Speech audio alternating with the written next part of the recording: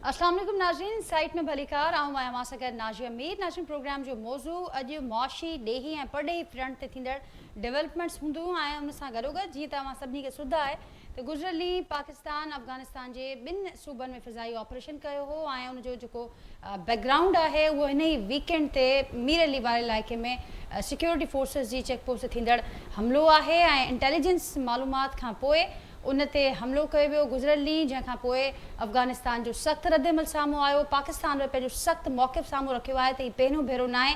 उनखां अॻु बि असां केतिरा ई भेरा अफ़गानिस्तान खे चई चुका आहियूं, पर उन ते ध्यानु न ॾिनो वियो। ऐं नाज़रीन, बहरहाल ही मामला अॼु हलंदड़ आहिनि। अमरीका पारां पैगाम ॾिनो वियो आहे त ॻाल्हियुनि ज़रिए इन्हनि इख़्तिलाफ़नि खे, इन्हनि मामलनि खे हल कयो वञे।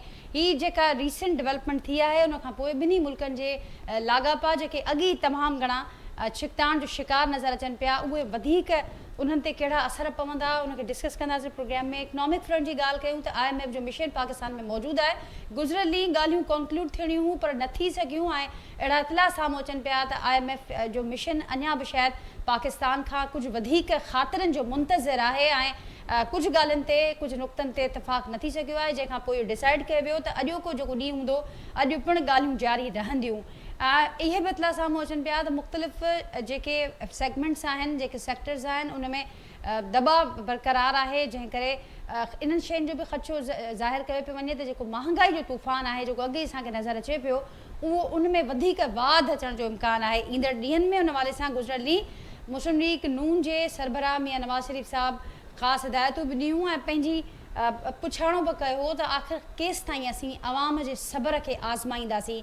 पॉलिटिकल फ्रंट जो ज़िक्र कयूं त उते नाज़रीन पिणु जेके मामला नज़र अचनि पिया, अञा ताईं उते स्टेबिलिटी वारी जेके ॻाल्हियूं, जेके एक्सपेक्टेशन्स या जेके आसरा हुकूमत ॾींदी पई अचे, अञा ताईं उन टारगेट खे अचीव न करे सघी आहे। बहरहाल अॼु ॿ डेवलपमेंट्स असांखे नज़र अचनि पियूं, ॿ रिलीफ मिलिया आहिनि अदालती फ्रंट मां पॉलिटिकल पार्टीज़ खे, जंहिंमां हिकिड़ो जेको रिलीफ आहे उहो PTI बानी खे मिलियो आहे। लॉन्ग मार्च दौरान भंडरा वारे ॿिनि केसिस में PTI बानी जी जेका ज़मानत आहे उहा थी चुकी आहे, उन्हनि खे बरी कयो वियो आहे। ऐं जेको ॿियो मामिलो आहे उहो आहे हसन ऐं हुसैन नवाज़ जो, जंहिंमें ॿिन्ही खे टिनि मुख़्तलिफ़ नाज़रीन केसिस आहिनि जिन मां एहतसाब अदालत खां खेनि रिलीफ मिलियो आहे। उन समेत जेके ॿियूं डेवलपमेंट्स आहिनि उन्हनि खे फोकस कंदासीं। जेको पैनल मूंसां गॾु मौजूदु आहे एक्सपर्ट्स जो, उनजो तारुफ़ असां कराईंदसि। मूंसां गॾु अॼोके पैनल में शरीक आहिनि सीनियर डिप्लोमेट आहिनि GR बलोच साहब, मूंसां गॾु मौजूदु आहिनि वीडियो लिंक ज़रिए अॼोके प्रोग्राम में नसीर महमूद साहब आहिनि, सीनियर पॉलिटिकल एनालिस्ट आहिनि, मूंसां गॾु मौजूदु आहिनि अॼोके प्रोग्राम में वीडियो लिंक ज़रिए ई। ऐं उनखां सवाइ मूंसां गॾु मौजूदु आहिनि मुआशी माहिर ऐं नाले वारा डॉक्टर अयूब महर साहब, उहे पिणु अॼु प्रोग्राम जो हिसो आहिनि। मां सभिनी जी महिरबानी, मां वक़्तु कढियो गुफ़्तगू जे लाइ, मां सभिनी खे भलीकार। ऐं नसीर साहब, GR साहब, हमारी इजाज़त सां डॉक्टर अयूब साहब आपसे आगाज़ करती हूँ गुफ्तगू का। मुआशी मामलात उनको तय करने के लिए एक मिशन और ख़ास करके जो नई पुरानी किस्त की आखिरी जो किस्त है पुराने कर्ज प्रोग्राम की और जो नए कर्ज के हवाले से जो तैयारियां हैं, मुज़ाकरात जारी हैं लेकिन कल कंक्लूड नहीं हो सके। आप कैसे देखते हैं सारे मामलात को? अभी ये कुछ ऐसे इतलात सामने आ रहे हैं कि मुख्तलिफ सेक्टर्स में अभी मज़ीद यकीन दहानियों का मुंतज़िर है IMF। जी नादिया, बिल्कुल प्रॉब्लम काफ़ी नज़र आ रही है, लेकिन मैं आपकी इजाज़त से पहले एक चीज़ की तरफ और इशारा करूँगा, क्योंकि बिल्कुल ये नेक्स्ट वीक में जो स्टाफ लेवल मीटिंग होती है IMF के साथ, वो नेक्स्ट वीक में ड्यू है।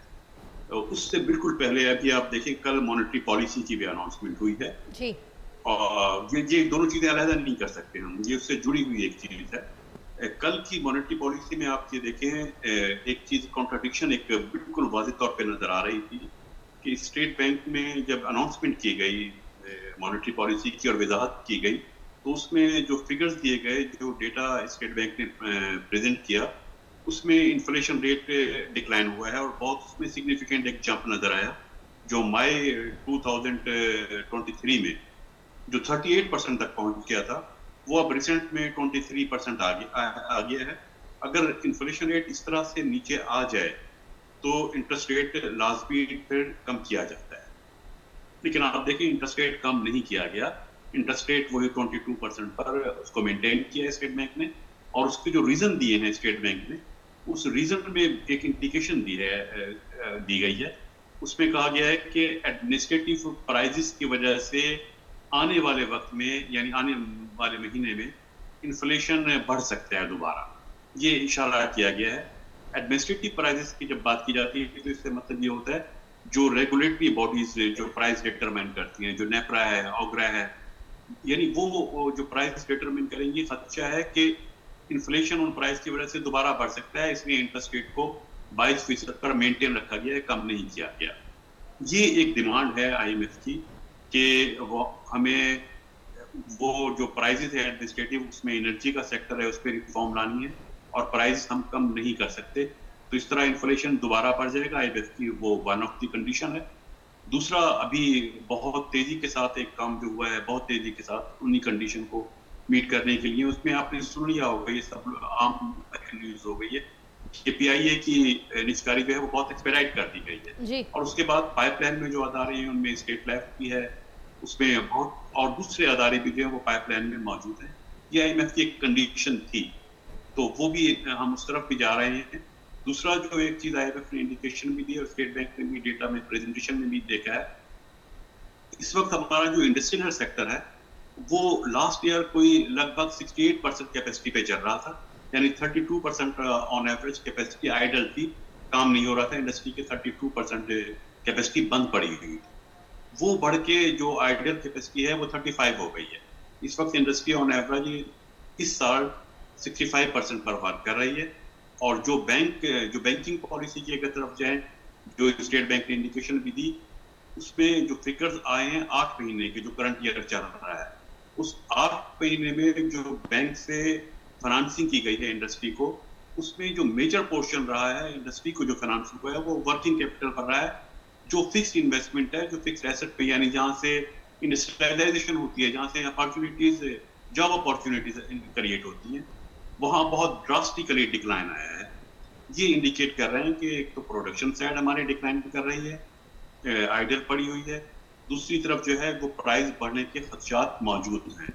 तो ये हम इसलिए कि वो टारगेट अचीव नहीं कर पा रहे हैं, हम एक टारगेट की बात सिर्फ करते हैं कि हमारा जो करंट अकाउंट है वो थोड़ा सा सरप्लस हुआ है, ठीक है, वो एक थोड़ा सा उसमें सरप्लस आया है, लेकिन ये सरप्लस करंट अकाउंट का उस वक्त है कि अगर हम इंटरेस्ट पेमेंट को इंक्लूड ना करें, जो हमने इंटरेस्ट पेमेंट करनी है अगर वो भी इंक्लूड कर लें तो फिर ये करंट अकाउंट सरप्लस पे नहीं रहेगा, ये डेफिसिट पे चला जाता है। तो ये सारे मामला हैं जो हमें आईएमएफ के साथ अगले हफ्ते जो स्टाफ लेवल मुआहदा होने हैं, जो स्टाफ लेवल मीटिंग होनी है, उनमें ये चीज़ें डिस्कस होनी है। ठीक, मेरे साथ जिया बलोच साहब भी हैं, नसीर मेमन साहब भी हैं। जिया साहब, ज़ाहिरा ही जेके मामला हलन पिया, माशी इस्तेकाम जी ॻाल्हि थिए पई, मुल्क अंदर सियासी इस्तेकाम जी ॻाल्हि थिए पई, ऐं उन जो जेको परॾेही फ्रंट आहे, जेके मामला, जेके चैलेंजिस असांखे सिचुएशन नज़र अचनि पियूं, जो गहरो लिंक पाण में आहे, हाणे जेके ही रीसेंट डेवलपमेंट असांखे नज़र अचनि पियूं परॾेही फ्रंट ते, उन्हनि खे अव्हां कीअं ॾिसो पिया? गुज़िरियल केतिरे वक़्त खां ही मामिलो हलंदड़ आहे, बार बार पाकिस्तान तरफ़ां इहे ॻाल्हियूं बि कयूं वियूं, अव्हां सम्झो पिया ही ऑपरेशन करण में असांखे देरि थी वई आहे, ही अॻु फ़ैसिलो करणु खपंदो, ऐं हाणे जेका सूरत हाल असांजे साम्हूं आहे इन जा असर छा पिया ॾिसो?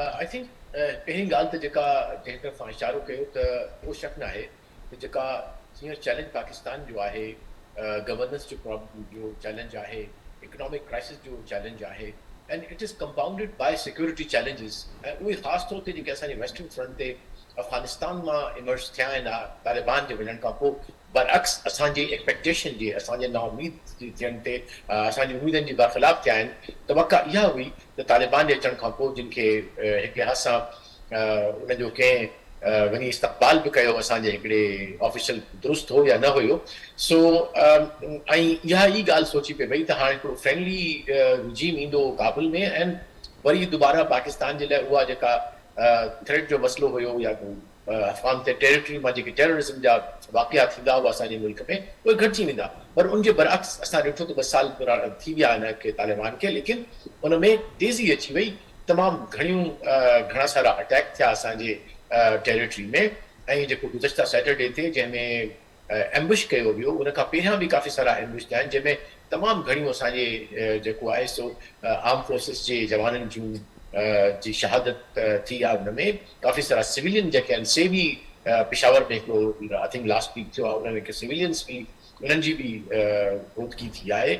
सो आई थिंक तमामु हिकिड़ी डिसअपॉइंटमेंट आहे त अफ़गान तालिबान जो इहो दावा त असां अचण खां पोइ मुकमिल तरह सां पाकिस्तान जी सिक्योरिटी खे कम अज़ कम पंहिंजे टेरिटरी खां थ्रेट न थियण ॾींदासीं उहो कतई तरह सां न रहियो। ऐं इहा ॻाल्हि वरी बि ख़दशो, हालांकि कुझु एनालिस्ट जो ख़दशो इहो हो त इट विल बी इम्पॉसिबल त तालिबान जेको आहे सो पंहिंजो ताल्लुक तोड़े सघनि उन्हनि तमामु जेके ॿिया outfits non state actors Afghanistan में आहिनि, ख़ासि तरह TTP।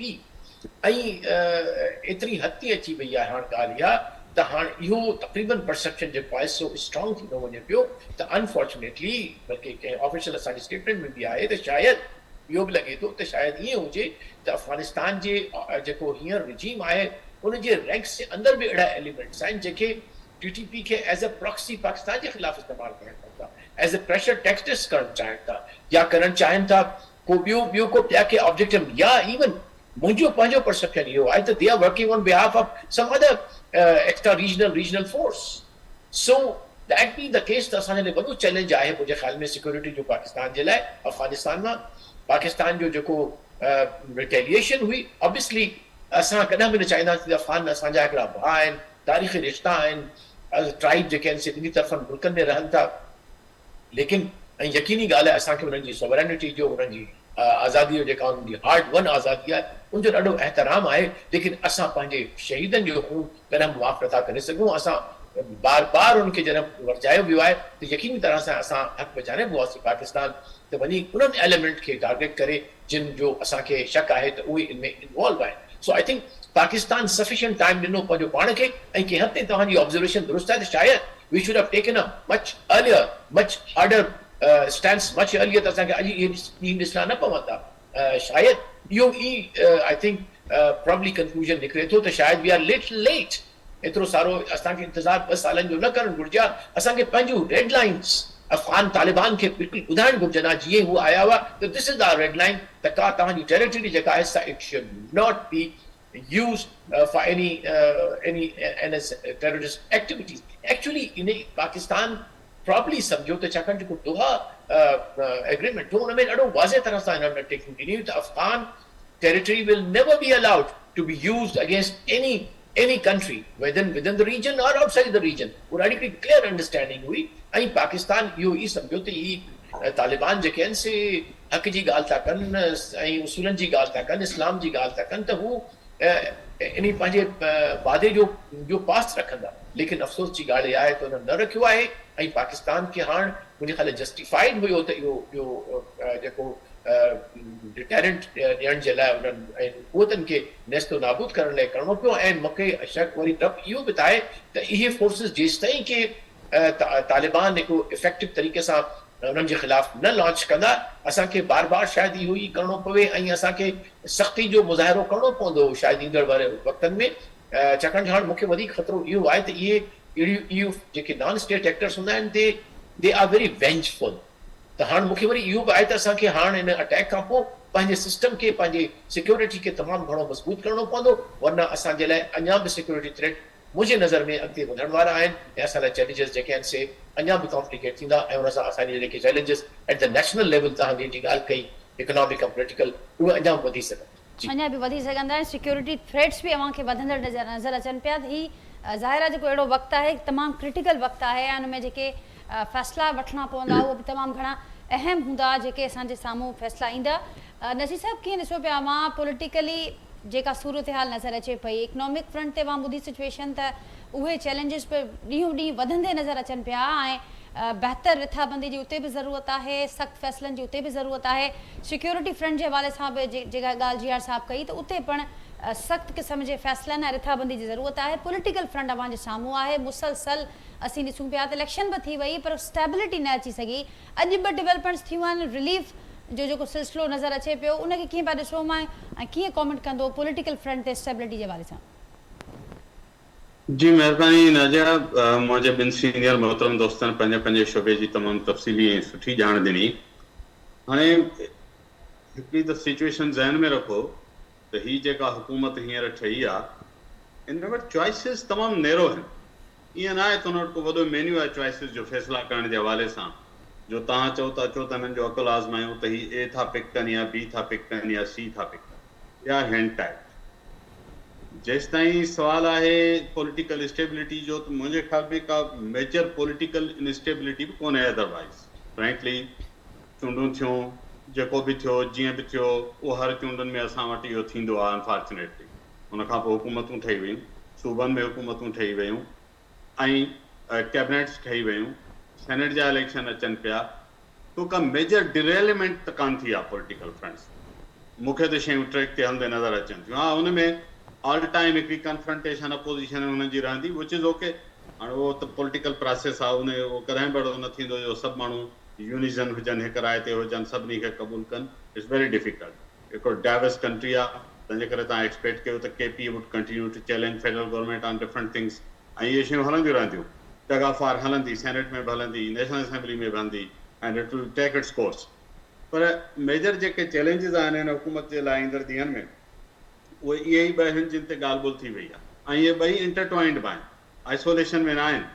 जेकॾहिं तव्हांजी अफ़गान फ्रंट ते सर्ज अचे थी, जंहिंजा इम्कान आहिनि, त उहा तव्हांजे ऑलरेडी जेके इकोनॉमी आहे ऑलरेडी हिकिड़े प्रॉब्लम फेज़ में आहे, उहा वधीक स्क्वीज़ फील कंदी, वधीक स्ट्रेस थींदी, ऐं उन जे नतीजे में ॿियो इंटरनल फ्रंट ते इहो थींदो, जीअं ई तव्हांजी IMF सां ॻाल्हि ॿोल ऐं मुआइदा अॻिते वधंदा, त ज़ाहिर आहे त हिकु न्यू वेव ऑफ इन्फ्लेशन ईंदी, जंहिंखे फोर्सी कंदे स्टेट बैंक जीअं असांजे सां ॿुधायो त जेतोणीकि हींअर बाज़ार हू डिक्लाइन ते था इन्फ्लेशन ॿुधाइनि, पर उन जी फोर्साइटी आहे त अॻियां ही वेव अचण वारी आहे, विच इज़ क्वाइट ऑबियस।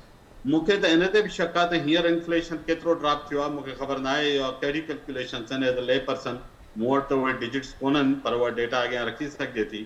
पर तव्हांजी एनर्जी प्राइसिस कंटिन्यूअसली वधियूं आहिनि। अच्छा, ईअं बि थियो आहे त पेट्रोलियम प्राइस न बि वधी आहे, तॾहिं बि पेट्रोलियम प्राइस एडजस्टमेंट जे नाले ते तव्हांजी इलेक्ट्रिसिटी त वधंदी रही आहे। मूंखे ख़बर न आहे त नेपरा उनखे कीअं जज कंदी आहे फ्यूल एडजस्टमेंट खे, त जॾहिं फ्यूल पहिरें खां प्राइस घटि बि थिए थो, उनजे बावजूदि हुन जूं प्राइसिस वधनि। गैस जूं प्राइसिस सडन हिकिड़ी सर्ज आई आहे उन में, ऐं हींअर वरी हुनखे 150% जे लॻभॻि वरी हुनखे फर्दर अप स्केल पिया कनि। तो एनर्जी प्राइसिस जे वधण जो डायरेक्ट इम्पैक्ट आहे हिकिड़े हाउस होल्ड जी डेली लाइफ सां। ऐं जॾहिं खां रमज़ान आयो आहे, तव्हां मूंखे एवरीडे इस्तेमाल जी शयुनि जी प्राइसिस ॿुधायो छा हालत आहे। आम माण्हू त हाणे साई भाॼी वठण जहिड़ो बि न रहियो आहे, फ्रैंकली कहिड़नि हालतुनि में रहनि था। मां ख़ुदि ॿुधाई ॻाल्हि नथो कयां, मां सिंध जे तमामु रिमोट ॻोठनि में कमु कंदो पियो अचां कंटिन्यूअसली, मुंहिंजूं कुझु असाइनमेंट्स, मां ॾाढो deep grass root level literally माण्हू स्टारवेशन जी ज़िंदगी था गुज़ारनि। एंड आई क्लेम इट त माण्हू लो इनकम ग्रुप्स जेके आहिनि are almost at the verge of starvation, 1 meal a day। ऐं उहा छा मिर्च ऐं बसर मिर्च ख़ासि ऐं इन जे इलाइक़नि में बदीन जे ॻोठनि में मूंखे माण्हुनि चयो त असां हिकु वेले ते ॻाढ़े चांवरनि जी मानी मिर्चनि ऐं बसरनि सां खाईंदा आहियूं, दैट्स इट। ऐं जेकर थी सघे त हिकिड़ो कोप असां ब्लैक कारी चांहि जो पियूं था, असां खीर बि नथा पियूं। इहा त डाइट आहे माण्हुनि जी, माण्हू लिटरली पीड़िजी विया। तो इहा सॼी शइ अञा वधंदी। तव्हां गैस प्राइसिस वधाए पिया, हाणे ग़रीब त मरण जे बराबरि आहे, पर जेको ही थोरो घणो विचोलो तबिको असां तव्हां जहिड़ो जेको पघारनि ऐं रोज़मर्रा जी ज़िंदगीअ ते सर्वाइव कंदो आहे, उनजो स्क्वीज़ ॾिसो, उन जूं चॉइसिस केतिरियूं लिमिट पियूं थियनि। उहे केतिरा आहिनि जेके मूंखे पर्सनली ख़बर आहे, जिन प्राइवेट स्कूलनि मां ॿारनि खे कढी लो ग्रेड स्कूलिंग में मोकिले छॾियो आहे, जेके महांगियुनि अस्पतालनि में इलाज करण खे अवॉइड कनि था, डिले कनि था। I know such people in our company. इहो उन क्लास ते स्क्वीज़। बाक़ी हिकिड़ो क्लास आहे जेको सदाईं मौज में हूंदो, उनखे परवाह न हूंदी, उहे बादशाह आहिनि मुल्क जा, उहे त वड़ा ई रहनि। तो इन सॼी सिचुएशन में हिन गवर्नमेंट खे तमामु घणी स्ट्रेस खे मैनेज करणो पवंदो। तव्हां ईअं न सम्झो त जेतिरियूं महांगायूं सभु शयूं थियनि थियूं, को इग्नोर थींदी। इन ते अपोजिशन बि वॉइस कंदी, गवर्नमेंट खे प्रेशर विझंदी, आम माण्हू बि ज़ाहिर आहे कंहिं न कंहिं शिकिल में छिता थियनि था। तव्हां ॾिसो त क्राइम जी हालत कहिड़ी आहे। जेकर माण्हू गवर्नमेंट जे ख़िलाफ़ रिएक्ट नथा करे सघनि, जो तव्हां टेररिज़म जा केस था करियो माण्हुनि ते, पोइ माण्हू ॿिए हंधि वेंट था कनि। Begging and crime both are at all times high. मां इस्लामाबाद जी तव्हांखे पर्सनल हितां जी ॻाल्हि थो ॿुधायां। इस्लामाबाद जेको सेफेस्ट सिटी सम्झो वेंदो, तव्हां हैरान थींदा उते जे क्राइम जा अंग ॿुधी हाणे। कराची ऐं you name any town of Sindh, you name any town of Punjab, by the way, crime माना हाणे एतिरो वॾे पैमाने ते थियो आहे जो माण्हुनि वटि हिकिड़ो सेंस ऑफ सिक्योरिटी त कंप्लीटली ख़तमु थी। अराज आसरे ते घणा माण्हू ॿाहिरि निकिरनि। इहा हूंदो मेजर चैलेंज जेको गवर्नमेंट खे इनस्टेबल करे सघे। बिल्कुलु नसीर साहब दुरुस्त पे फरमायो त ख़ुदि जेके कानून लागू कंदड़ इदारनि जा एहलकार आहिनि, उहे बि पाण गैर महफ़ूज़ आहिनि। ऐं ओवरऑल जेकर असां मुल्क जी ॻाल्हि कयूं था त बदअमनी जो राज नज़र अचे पियो। समूरा चैलेंजिस जो मां ज़िक्र कयो त तमामु घणी हद ताईं असांखे नज़र अचनि पिया। अमां जी ॻाल्हि खे अॻियां वधाईंदे डॉक्टर अयूब साहब, चॉइसेस बड़ी लिमिटेड हैं इस गवर्नमेंट के पास, जिस तरह से नसीर साहब ने कहा कि उस पर ज़रूर फोकस भी है हुकूमत का और वो नज़र भी आ रहा है, लेकिन जब चॉइसेस आपके पास लिमिटेड हों तो बार्गेन का जो आपके पास एक मार्जिन है वो बहुत कम हो जाता है। तो इस किस्म की स्ट्रेस सिचुएशन में आप क्या ऑप्शंस देख रहे हैं? अवामी रिलीफ के हवाले से ये हुकूमत निकाल पाएगी या उनको निकालने चाहिए? देखिए, अवामी रिलीफ अगर बहुत मुश्किल नज़र आ रहा है, और उसमें एक चीज़ देखिए, इंडिकेशन बिल्कुल क्लियर होती है कि इस मरतबा एक मुंतखब गवर्नमेंट और जो प्रोविजन गवर्नमेंट है, जिसको दूसरी पार्टी सपोर्ट भी कर रही है, उसमें इन जो हालात जो चल रहे हैं, सख्त तरीन हालात, इसमें फाइनेंस का जो पोर्टफोलियो है वो बहरहाल एक गैर मुंतखब जो उन्होंने मिनिस्टर को असाइन किया गया है, और वो एक उसकी ऑब्वियस रीजन ये है कि IMF का जो अभी मुआहदा आ रहा है, जो मॉनेटरी पॉलिसी आई है और जो हालात नज़र आ रहे हैं, उसमें शायद कोई मुंतखब जो नुमाइंदा हो आवाम का, वो शायद इस बर्डन लेने से अवॉइड भी करे, और इस वक्त एक बैंकर को जो फाइनेंस का पोर्टफोलियो देने का ये मकसद भी नज़र आता है कि चॉइसेस क्योंकि बहुत मुश्किल है, तो अगर सख्त फैसले लिए जाते हैं तो सख्त फैसले जो हैं वो एक टेक्नोक्रेट या एक बैंकर तो ले सकता है, कोई शख्स जो आवाम से मुंतखब होकर गया हो, जिसको जवाब देना हो, वो थोड़ा सा अवॉइड करेगा। ये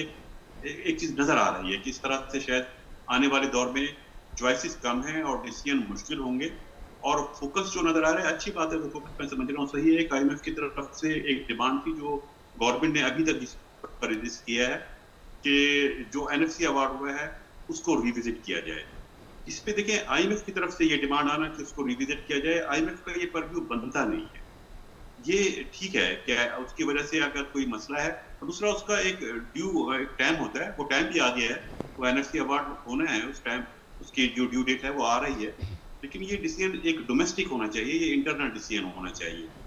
उसको रिविजिट करने की जो बात की गई है, जो उसके पीछे जो लॉजिक दिया जा रहा है, वो ये है कि इस अवार्ड के बाद जो फिस्कल डेफिसिट है फेडरल गवर्नमेंट का, वो कंट्रोलेबल नहीं रह गया है, वो कंट्रोल नहीं हो पाएगा। रेवेन्यू जिस हिसाब से बढ़ रहे हैं, एक्सपेंडिचर उस हिसाब से उससे कहीं ज्यादा बढ़ रहे हैं। इसमें गवर्नमेंट ने रेजिस्ट किया और इसका सोल्यूशन दिया है। चॉइसेस लिमिटेड है, आपने कहा चॉइस कम है, बिल्कुल लिमिटेड है, लेकिन एक सोल्यूशन दिया है। जो डेफिसिट बढ़ रहा है उसमें रेवेन्यू को जब हम इक्वेट करते हैं एक्सपेंडिचर से, तो बेसिकली जो गलत किया गया था पिछले अवार्ड के बाद, वो ये कि रेवेन्यू में तो रीडिस्ट्रीब्यूशन की गई थी, कुछ टैक्सेस जो थे वो सूबों को ट्रांसफर किए गए थे, उनके रेवेन्यू कलेक्शन सूबों को दी गई थी, लेकिन एक्सपेंडिचर जो थे वो फेडरल गवर्नमेंट को खुद कम करने चाहिए थे अपने एक्सपेंडिचर। जो डुप्लीकेशन ऑफ एक्सपेंडिचर हैं वो सूबों को ट्रांसफर करने चाहिए थे, वो नहीं हुआ, जिसकी वजह से फेडरल गवर्नमेंट के एक्सपेंडिचर अभी भी ज्यादा है। यहाँ जो तजवीज दी गई है और जो पॉलिटिकल पार्टीज की तरफ से, तकरीबन तमाम पॉलिटिकल पार्टी जो रीजन में उनकी तरफ से आ रही है ये तजवीज कि जो डुप्लीकेशन है डिफरेंट डिपार्टमेंट का, वो प्रोविंसेस को ट्रांसफर किया जाए, ताकि फेडरल गवर्नमेंट अगर रेवेन्यू नहीं बढ़ा सकती या सफिशिएंट रेवेन्यू नहीं जनरेट कर सकती तो एक्सपेंडिचर कम हो जाए। और सूबों ने देखें 3-4 साल में आप देखें कुछ चीज़ों पे काम किया है। जो सूबाई बोर्ड ऑफ रेवेन्यूज हैं वो काफ़ी एक्टिवेट हो गए, वो काफ़ी फाल है, वो काम कर रहे हैं, जो प्रोविंशियल रेवेन्यू बोर्ड हैं।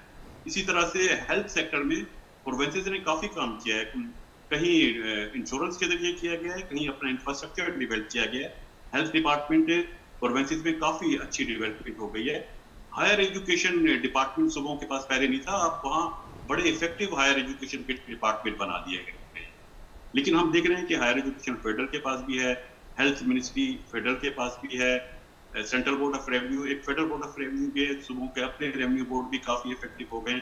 तो जहाँ डुप्लीकेशन ऑफ इस तरह के एक्सपेंडिचर नजर आ रहे हैं उनको यकीनी तौर पे कट करना चाहिए। मिनिस्ट्री ऑफ कॉमर्स ठीक है, एक फेडरल के पास है, लेकिन कॉमर्स और इंडस्ट्रीज की मिनिस्ट्री प्रोविंस के पास भी काफ़ी इफेक्टिव है। तो यहाँ पे एक्सपेंडिचर को फेडरल गवर्नमेंट को कंट्रोल करना होगा बगैर कोई पैनिक क्रिएट किए। मैं कट करने का मतलब ये नहीं कि जो 4% आपका बजट एम्प्लॉयमेंट बिल है, जो है टोटल 4%, उसको आप कट करें। आपको अपने फंक्शन जो हैं वो इफेक्टिवली प्रोविंसेस को ट्रांसफर कर रहे होंगे। NFC अवार्ड के जरिए सिर्फ रेवेन्यू ट्रांसफर करना मकसद नहीं होना चाहिए। जो डिफरेंट फंक्शन हैं, डिपार्टमेंट्स हैं, जहाँ सूबे काम कर सकते हैं, वो ट्रांसफर किए जाएं। तो IMF की तरफ से ये डिमांड आनी बार बार बंद हो जाएगी। हमें NFC अवार्ड में जाना है, लेकिन not because of IMF recommendation, ये हमारा इंटरनल है, हमारा कॉन्स्टिट्यूशनल एक तरीक़ाकार है, उसके मुताबिक हमें उसमें जाना चाहिए। ठीक ठीक डॉक्टर साहब, और ये ज़ाहिर है बहुत अहम होगा कि बहुत सख्त चॉइसेस कम हैं, लिमिटेड हैं, लेकिन इसके दौरान भी कुछ ऑप्शन ज़रूर मौजूद हैं जिनको अवेल किया जा सकता है, जिन पर काम किया जा सकता है। सिक्योरिटी फ्रंट जे हवाले सां जीआर साहब में ज़िक्र किया तो खोड़ चैलेंजेस मौजूद हैं, ऑप्शंस हैं, चॉइसेस कहिड़ियूं आहिनि हुकूमत में वटि इन सूरत हाल में? Najia, that is the test of the leadership that we have. The who कीअं इन challenges के opportunities में convert था कर। उन में जेके मोटियूं मोटियूं ॻाल्हियूं आहिनि जेके असां सोचियो पिए जॾहिं तव्हां सां ॻाल्हि इलेक्शन खां पहिरियां बि थी पिए, ऐं मुंहिंजो हमेशह इहो स्टैंड रहियो आहे त फॉरेन पॉलिसी जे हवाले सां, सिक्योरिटी जे हवाले सां हमेशह you have to look after your neighbourhood, you have to start from your neighbourhood. जॾहिं तव्हांजो नीबरहुड जेको पड़ोस आहे उन में ई बाहि लॻल हूंदी त पोइ तव्हांजो घर बि महफ़ूज़ नथो रहे। त अनफॉर्चुनेटली पाकिस्तान जे लाइ टिनी फ्रंट्स खां इंडिया तरफ़ां ईस्टर्न बॉर्डर ते, वेस्टर्न अफगानिस्तान, हिन असां साउथ में अचूं त ईरान सां बि असां unfortunately V had a problem, ऐं उन में बि उहे जेके रिलेशनशिप आहिनि से बि काफ़ी चैलेंजिंग आहिनि जेकॾहिं इफ नॉट हॉस्टाइल। त मुंहिंजे ख़्याल पाकिस्तान खे इमीडिएटली को अहिड़ो स्ट्रेटेजिक डायलॉग जेको आहे सो इन्हनि टिनी जेके नेबर असांजा वाइटल आहिनि उन सां करिणो पवंदो। ऑब्वियसली चाइना सां असांजो हले पियो थो जेको इकोनॉमिक ऐं डिप्लोमेटिक एज़ वेल एज़ दी स्ट्रेटेजिक डायलॉग आहे, उहे रिलेशनशिप असांजा कंसोलिडेशन तरफ़ वञनि पिया, ऐं उन तरफ़ आई थिंक असांजी जेके इकोनॉमिक मिनिस्ट्रीज़ आहिनि से उन ते हलनि पियूं थियूं।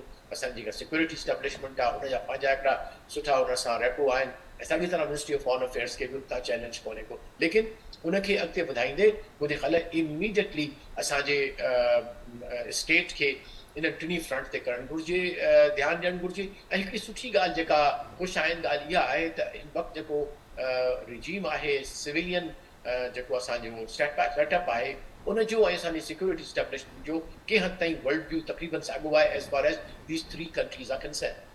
त उहा सिचुएशन पहिरियां प्री इलेक्शन कान्हे का, जॾहिं त हिकिड़ो साहब आलम इस्लाम खे या आलम दुनिया खे किथे मुख़्तलिफ़ तरीक़े सां सम्झो पियो न।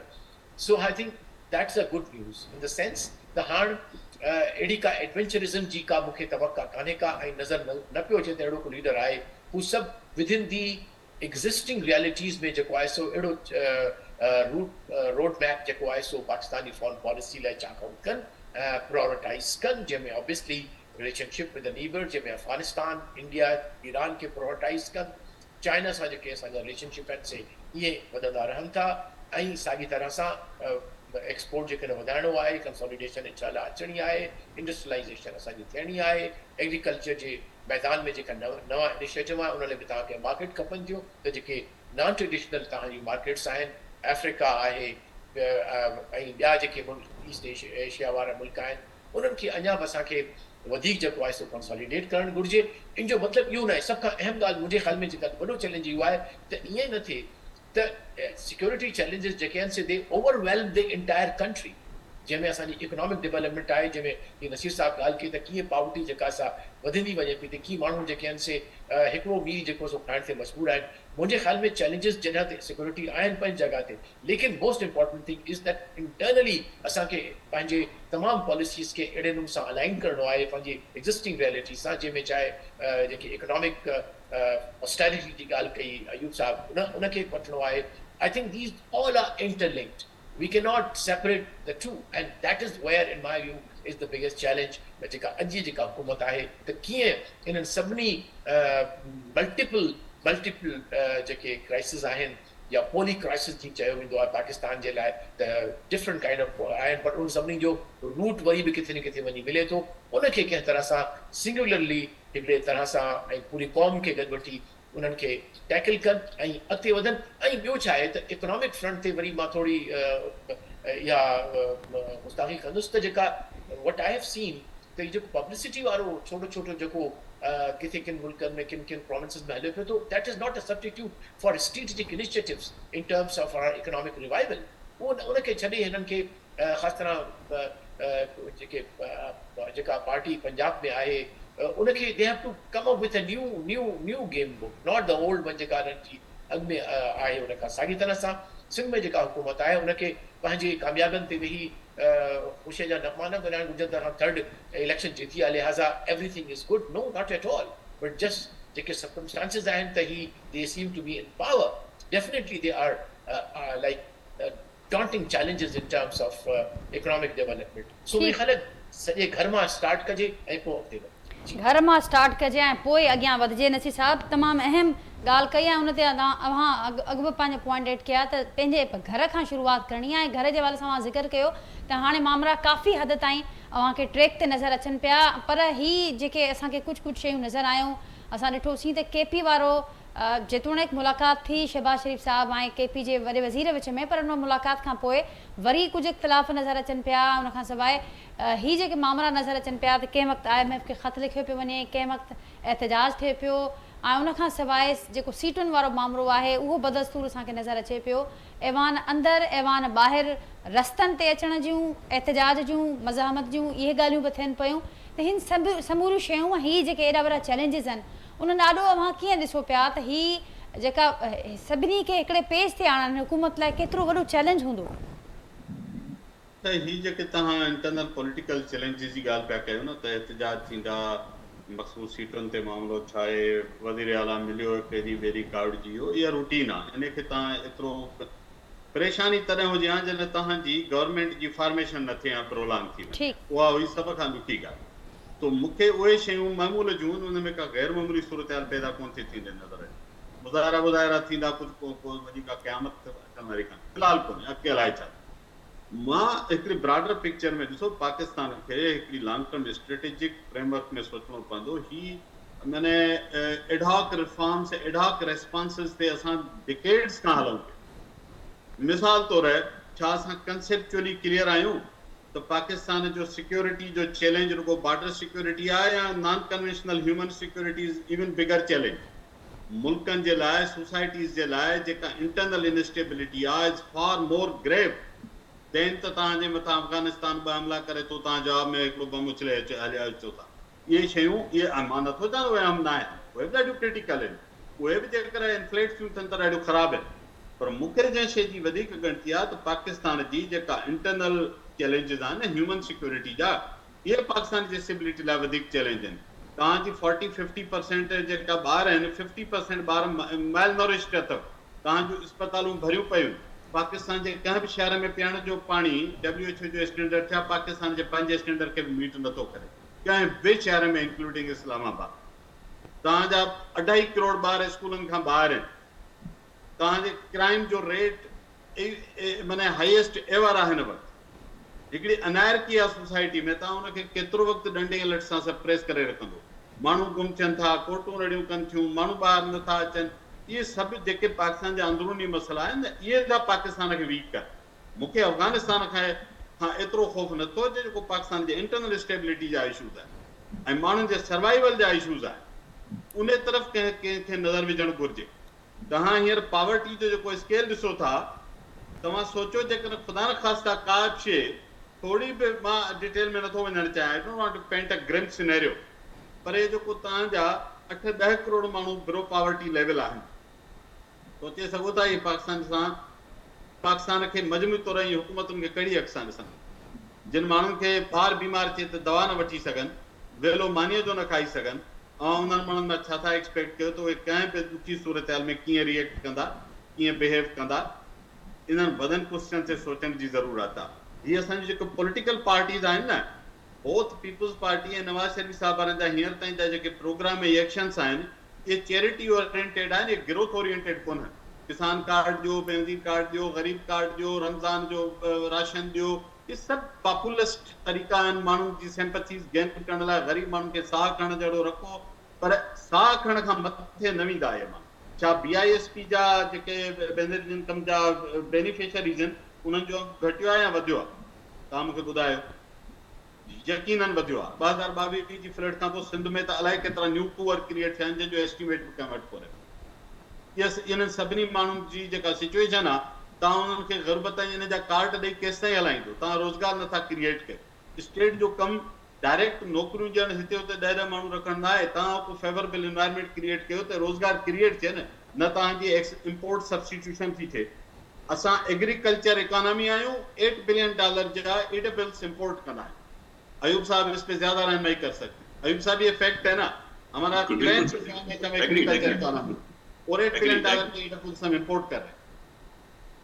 जो टेक्सटाइल हमारी एक्सपोर्ट का सबसे बड़ा बेस था वो कितने शदीद डिक्लाइन पे, उसको कोई सोच नहीं रहा, उस पर बात नहीं हो रही, जिस पे हमारी एक्सपोर्ट्स हम उस पर फख्र करते थे, आज उसकी वो चीजें हम इंपोर्ट करने लगे।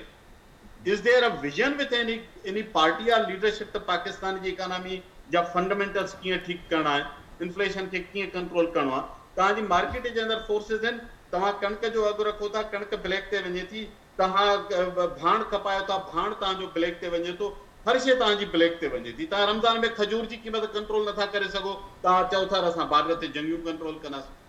पंहिंजे घर खे त ठीकु करियो एटलीस्ट। तो I think the far deeper problem is in house. ठीक जी, अयूब साहब क्या ऐड करेंगे आप इसमें?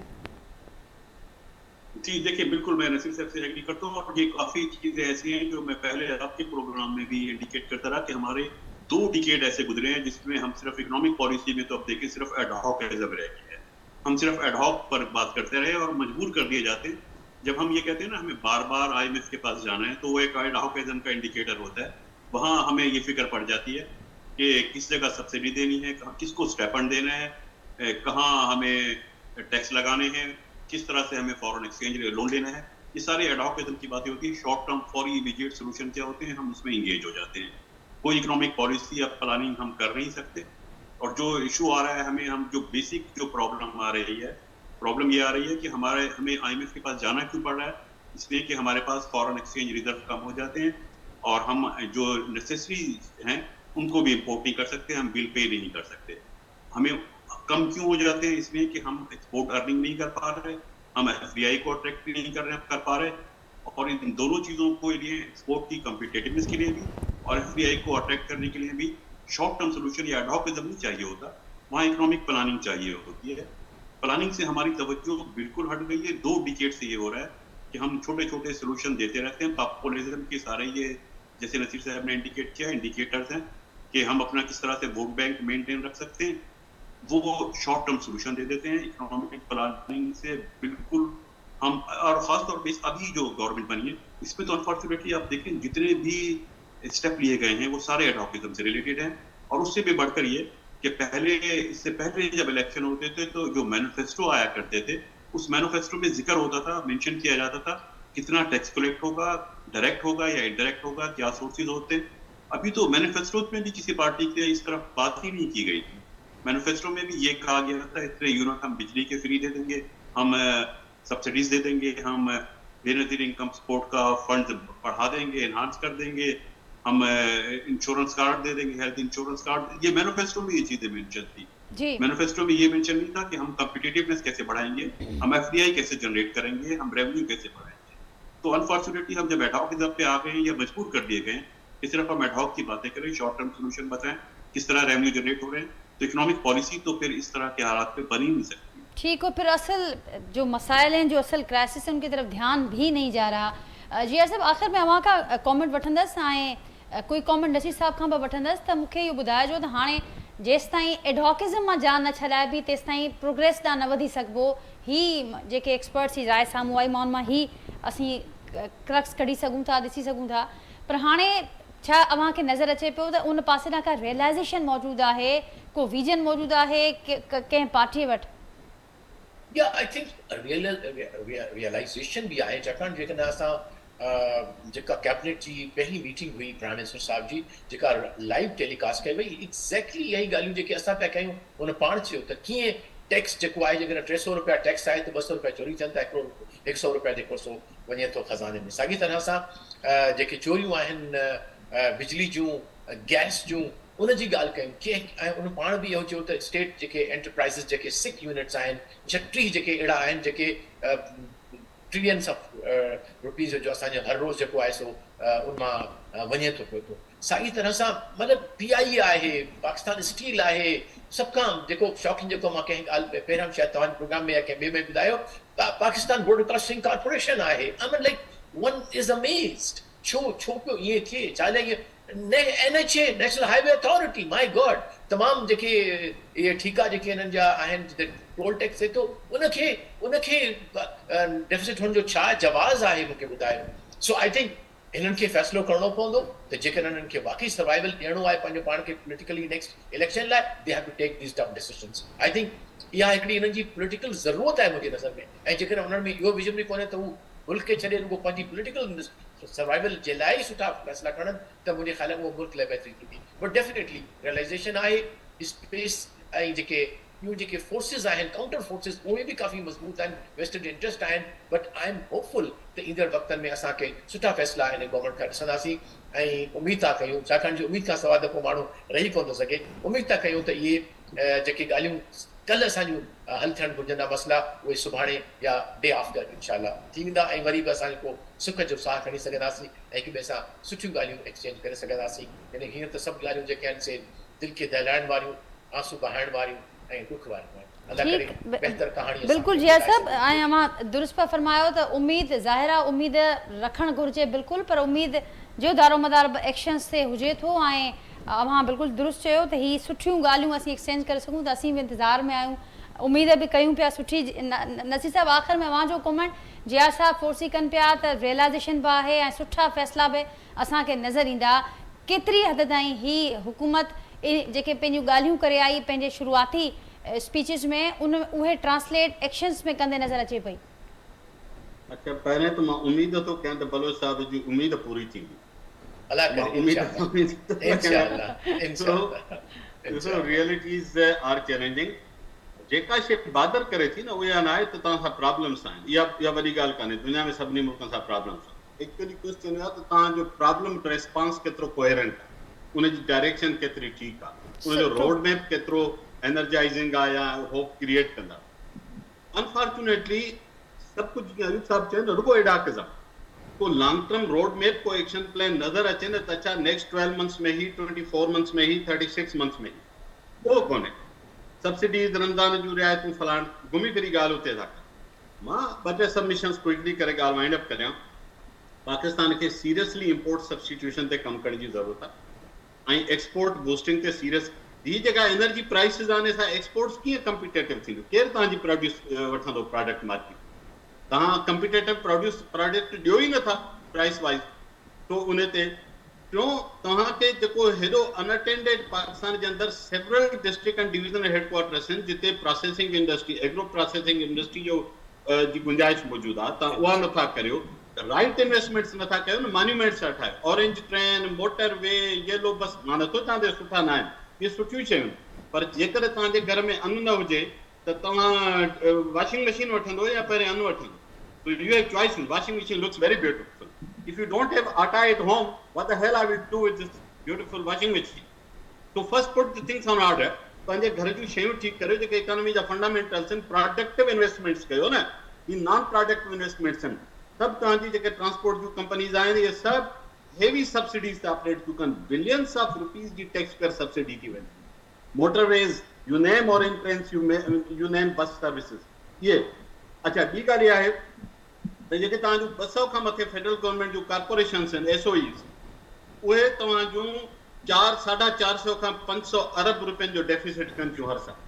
ग़रीब टैक्स पेयर पाकिस्तान जो PIA खे सब्सिडी ॾींदो आहे. You know that? जंहिंखे साइकिल बि कान्हे उहो PIA खे सब्सिडी ॾींदो आहे, ग़रीब माण्हू पाकिस्तान. उहो स्पीन मिल खे सब्सिडी ॾींदो आहे, उहो यूटिलिटी स्टोर्स खे सब्सिडी ॾींदो आहे, उहो पोस्टल सर्विसिस खे सब्सिडी ॾींदो आहे, उहो NHA खे सब्सिडी ॾींदो आहे. अञा ॿिया त हिकिड़ा खाना आहिनि जिन ते असांखे ॻाल्हाइण जी इजाज़त कोन्हे, उन ते पुछी नथा. तो पाकिस्तान खे रियली ॾिसणो पवंदो त तव्हांखे किथां कट्रोसाइज़ करिणो आहे, किथे पंहिंजूं शयूं ठीकु करियो. ओड़े पाड़े सां सलाम दुआ चङी कयो, को वास्ता चङा कयो, को 5 रुपया अजाया ख़र्चनि जा बचायो. स्कोप इज़ देयर, पर उन्हनि इशूज़ ते केरु ॻाल्हाइण लाइ तयारु कोन्हे. ठीकु नसीर साहब, असां उमेद कयूं था त ही इशूज़ जेके डिस्कस थियनि पिया ज़रूरु ही फोकस में अचनि, एजेंडाज़ में अचनि. JR बलोच साहब, डॉक्टर अयूब साहब, नसीर साहब, वहाँ सभिनी जी वॾी महिरबानी. नाज़रीन, एक्सपर्ट्स जी गुफ़्तगू वहाँ ॿुधी ऐं असांजी कोशिशि इहा ई हूंदी आहे त जेके चैलेंजिस आहिनि साम्हूं रखूं. उमेदूं बिल्कुलु हाय आहिनि, रखण बि घुरिजनि, पर जेके असां वटि जेको चइजे त जेको ग्राउंड रियलिटीज़ आहिनि उन्हनि खे इग्नोर करणु कॾहिं बि दानिशमंदी न हूंदी. त उन्हनि खे साम्हूं रखंदे एडवोकेज़म मां जान छॾाइणी आहे, पंहिंजे घर जे मामलनि खे पहिरियां प्रायोरिटी ते रखी करे उन्हनि खे दुरुस्त करिणो आहे, त पोइ तरक़ीअ खां कंहिं बि मुल्क खे केरु नथो रोके सघे। नाज़रीन, इन ई पैगाम सां अव्हां खां इजाज़त वठंदासीं। गुफ़्तगू में वरी सुभाणे अव्हां सां मुलाक़ात थींदी। अॼोके प्रोग्राम में थियल गुफ़्तगू जे हवाले सां पंहिंजो फीडबैक असांखे ज़रूरु आगाह कजो। अल्लाह हाफ़िज़।